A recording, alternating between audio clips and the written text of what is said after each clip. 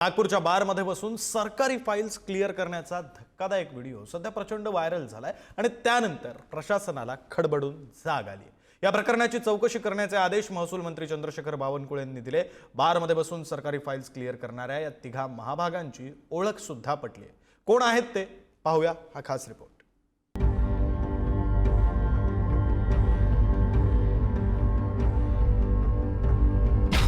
सरकारी फाईल चालती बियर बारची वाट। बारमध्ये सरकारी अधिकाऱ्यांचा दरबार। नागपूरच्या बारमध्ये जब मिल बैठे 3 यार। नागपूरच्या मनीषनगर भागातील बियर बारमधील हा धक्कादायक व्हिडिओ आणि सीसीटीव्ही फुटेज। बियर बार मधल्या टेबलावरच्या या सरकारी फाईल्स आणि महाराष्ट्र शासन असा त्यावरचा उल्लेख अगदी ठळकपणे दिसतोय। आणि टेबलावर बसलेले हे 3 महाभाग बियर बार मध्ये बसून ते चक्क सरकारी कामाचा निपटारा करतायत। सरकारी काम आणि 12 महिने थांब असं म्हटलं जातं, पण इथं कामाची नशा अशी काही डोक्यात चढलीये की बार मध्ये दारूचे घोट रिचवता रिचवता फाईली क्लिअर केल्या जात आहेत। सरकार एवढं भ्रष्ट झालेलं आहे, खालीपर्यंत भ्रष्टाचार का रुजलेला आहे की साधा बाबू सुद्धा आता फाईल पुढे सरकवण्यासाठी त्या बिचाऱ्यांना लुटल्याशिवाय पुढे सरकवत नाही।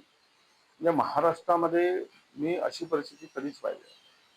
कोणावरच धाक राहिला नाही। कुठल्याही फाईलवर सही करायसाठी चिरीमिरी घेतल्याशिवाय ते होऊच शकत नाही। दारूचा घोटे घेऊन आनंद घ्यायचा आणि खालून टेबला खालून पैसे घेऊनही आनंद घ्यायचा।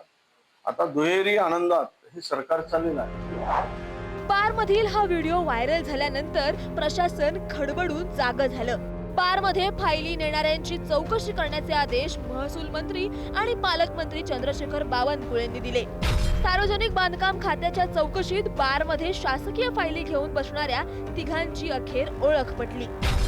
गडचिरोली जिल्ह्यातील चामोर्शी तालुक्यातील डेप्युटी इंजिनियर, त्याचा मित्र आणि कंत्राटदार असे 3 जण बार मध्ये बसले असल्याचं तपासात निष्पन्न झालंय।